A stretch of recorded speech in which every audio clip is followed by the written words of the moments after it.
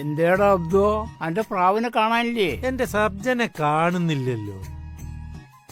ഉണ്ണിയേട്ടാ, കോളടിച്ചല്ലോ. അല്ല, കൊറേ പൈസ ഉണ്ടല്ലോ കയ്യില്. 3600 ഉറുപ്പ്യാണ് എണ്ണി വാങ്ങിയത്. ആണോ? ഓന്റെ ഭാര്യയ്ക്കും അത്ര തന്നെ കിട്ടിക്കണം.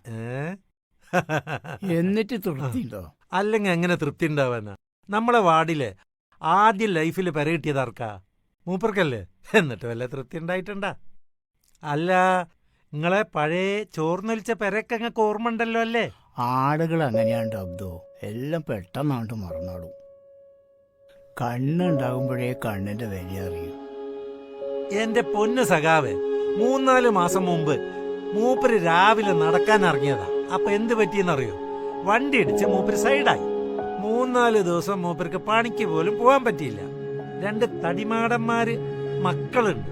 തിരിഞ്ഞു നോക്കിയില്ല.